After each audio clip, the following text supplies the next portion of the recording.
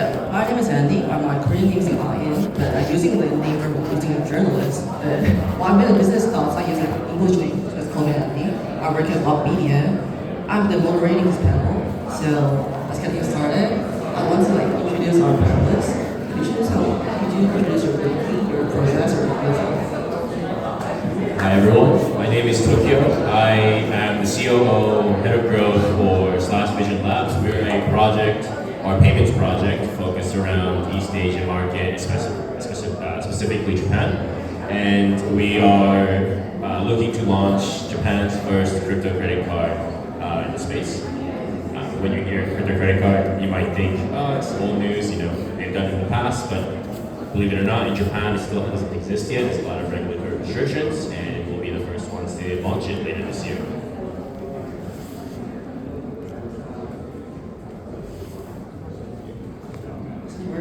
Hello guys, this is Owen. I'm working as a product lead at DSRV. I've previously built a DeFi dashboard aggregating all data related to DeFi protocols on multi-chain. And I've also worked for product lead as an audit node, which is a node provider services, providing unified developer experiences. And now I'm in charge of payments team at DSRV, but we are now in the very early phase. So maybe I hope my insight on payment can be helpful to you guys. Yeah, good to be connected, guys. Yeah, let's keep looking up. Then let's get the first question. Is okay. Yeah. What's the biggest advantages of the Web3 payment solution compared to traditional payment transaction? Especially how might lower transaction fee and is the settlement impact the market? So the question was, what are the key advantages of Right. Web3 payment solutions over traditional finance solutions? Right. So I think the main advantage, as we probably would all imagine, are low transaction fees and instant settlements when it comes to dealing with crypto. But that's common knowledge, right? The instant settlement side of things, I think it's very difficult for us, or people in Japan, people in Korea, or maybe Singapore, for us to understand how much of a luxury that is. I actually spent some time in Kenya. I had a company in Kenya, and I had to do a lot of cross-border payments to Tanzania, to Mozambique, and even sending money across border to somewhere that's only 40 minutes away by driving, it takes 5-6 days, because you have to send the money from your main bank account to your intermediary bank account in London. They send that money over to your partner's bank in in your neighboring countries. Transaction fees are high, bank holidays, weekends. It takes way too long. So what we actually used to do was to withdraw cash, hire a driver, and have him drive 40 minutes to our partner's office so that we can get the payment done and have business running, right? I experienced this firsthand and realized how inefficient and how clunky traditional financial architecture really is, and realize that crypto is probably the only way that can solve this. So I would say the main advantage of these low transaction fees and instant settlements is just how easy it makes for businesses to do cross-border payments, to make everything smoother, more efficient. Yeah. So let me limit the range for the only Korean market landscape. So currently, roughly most of Korean payment services, they charge 2 to 3% for the fee. And in terms of the settlement, roughly it took 1 to a week of time for having the settlement. But let's say so based on our recent research internally conducted was at least 1 point to most of this pool charge can be removed because it actually. So I'm not organized yet, I think. So what I felt was we could at least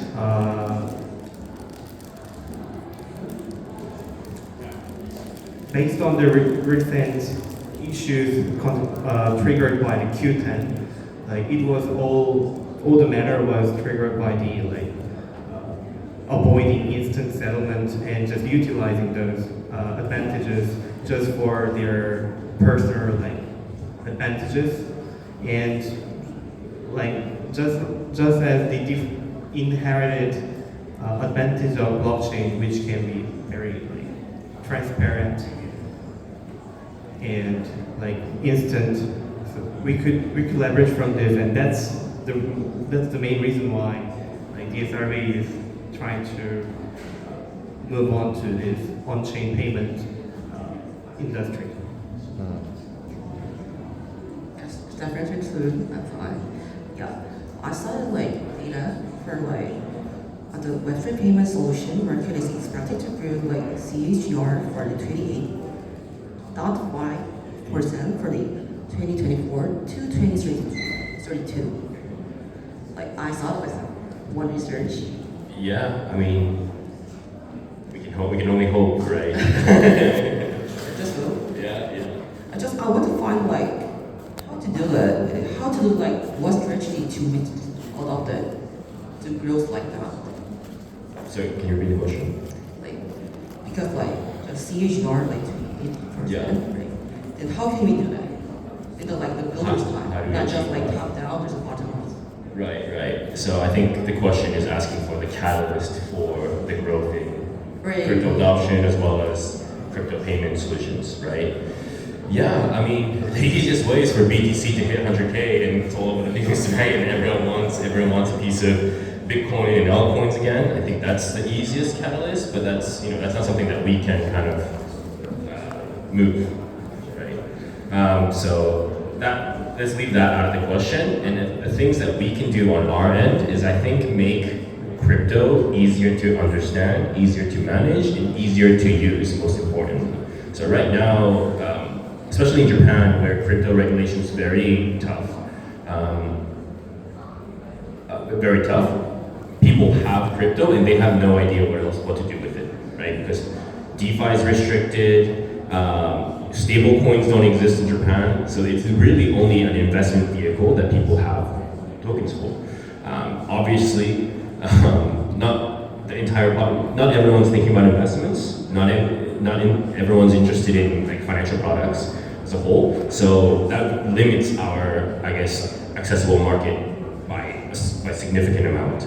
But making crypto an actual vehicle for payment and as a mode of payment, that makes it extremely easy for our people to understand and gives actual use cases for all these altcoins and meme coins and tokens that we're all crazy about.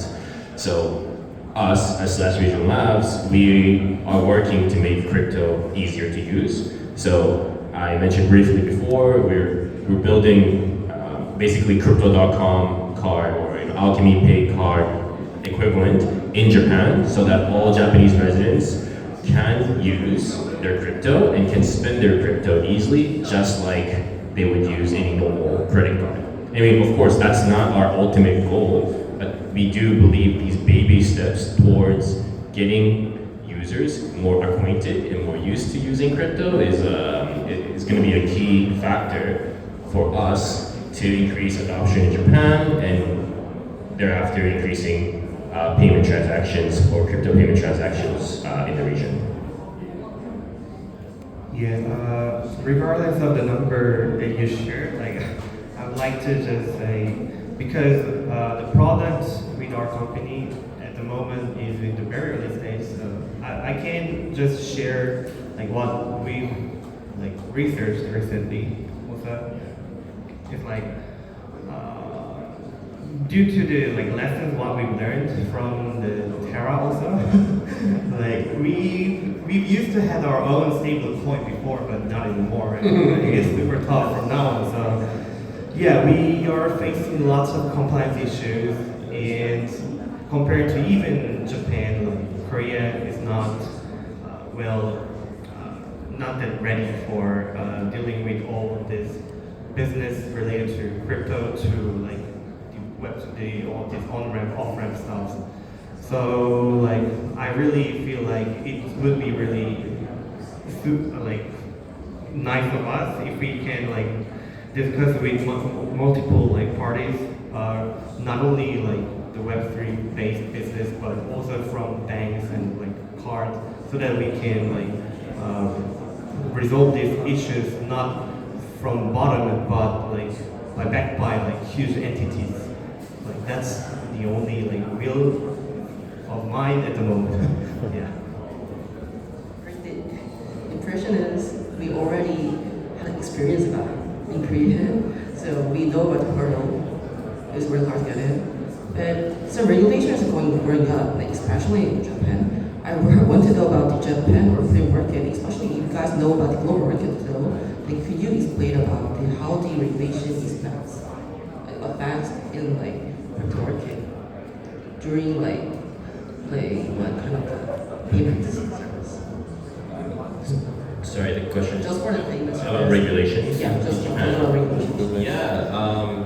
So, like Korea, even before Terra, Japan had like the Mt. Gox thing happen. It feels like ages ago, but it's only like a few years ago. So ever since then, Japanese government has been extremely sort of strict against crypto, against custodial bodies, against exchanges. So right now, for any business to custody crypto, to exchange crypto, you need an official exchange license, as like Upbit, Bitdom. So in Japan, we have like CoinCheck, Bitflyer. So you need a proper exchange license, but having an exchange license also limits you from managing crypto outside of what is allowed within the Japanese regulations. There's only about like 30 tokens or so that is like officially accepted. So if you want to manage if you wanted to manage USDC, Japanese licensed bodies cannot do that. Right? So as a business or as a payment processor, payment provider, we need to be managing stables. But we can't under the Japanese regulations right now. So it makes it very difficult for us, and it makes it very difficult for companies like Crypto.com to enter into Japan and replicate the same business model that has worked in the States.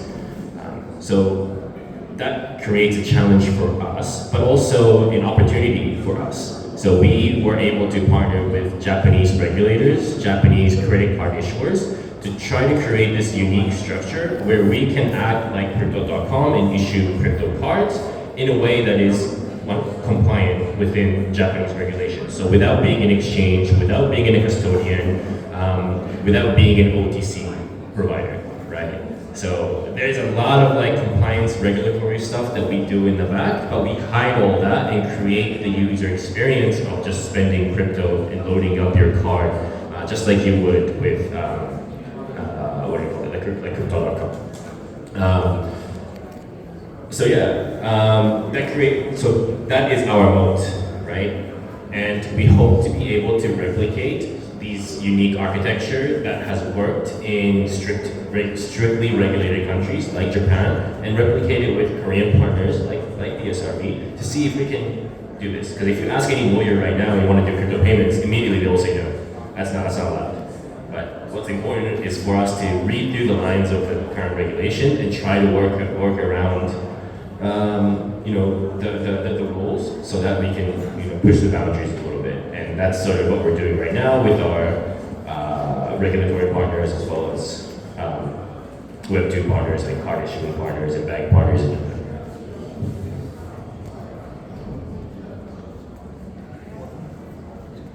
Yeah, I guess that was maybe. Let's talk about I'd like to add some more in terms of that, like, yeah, even we struggle with getting additional licenses to conduct this business properly, which means that if you want to do crypto payment, you would necessarily own the PG license or custodian license to manage the funds for the consumers. So, but that's what we cannot meet at the moment. So actually, we are now trying to deal with much more less restricted properties or assets, such as like voucher. What we can simply come up with like some like gift some vouchers for buying some coffees or like some simple gifts, or maybe we can come up with some points, which can be less related to like the cash itself. So starting from here, we are trying to like enlarge our like impacts for migrating all the like traditional assets into the on-chain and process all these transactions and like conduct this streamline. Yeah, so that's why maybe previously I was what I'm hoping is to like kind of cooperate these things with the legacy players, so that we can not just building our stacks from bottom up by our own, but just cooperating with them so that we can also slightly migrate existing infra to on-chain. Yeah. Yeah, the next question is like, I heard NFT-based payment solution is running, right? I don't know. So actually, yeah, what I didn't understand was, I haven't heard of a NFT-based, but maybe like some NFT for payments for NFT makes sense, but yeah, it makes sense, but because in Korea we know that some wallets are getting some NFTs, sure. So maybe the wallet service to be your payment. So I think this big basement, like NFT-based payment is growing up for using wallet. What do you guys think about it? Wallet between the payments? Yeah, so as crypto payments become more the norm, both on the consumer side and the enterprise side of things, I think there's a chance for NFTs to, come up again. Right now, it looks very dead. Utility is it just seems like all put together. It doesn't really make sense. It's not an inherent utility.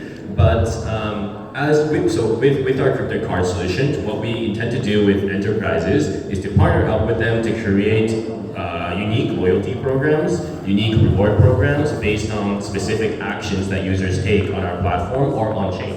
So you buy good A, or you buy shoes from store A and you get an NFT for that, and store B could do unique campaigns for users who have bought from store A. So like Nike and I guess like Tiffany or Gucci, they did campaigns like back in the day to offer exclusive NFTs to people who have bought this item. That in itself might not mean much, but when every enterprise or every brand starts to do things, you'll be able to target certain users who in certain demographics based on their purchase data, based on the NFTs that they have. So we do definitely envision a future where we support enterprises to create specific NFTs and also reward programs based on different NFTs that their users might have. And that will create an environment for very customizable, tailored sort of reward solution that they weren't able to do before. So hopefully that future is there, and we do feel that we can be a big catalyst for that, at least in Japan. And then once we launch outside of Japan, like in Korea and Singapore, we can create that sort of ecosystem globally. What's good about this is that you don't have to rely on a single party, right? Because it's just NFTs. NFTs can be issued by DSRV, and we can just refer to that. We can just do that. So that's the beauty of it, right? You don't have to be Amex to provide the service. yeah.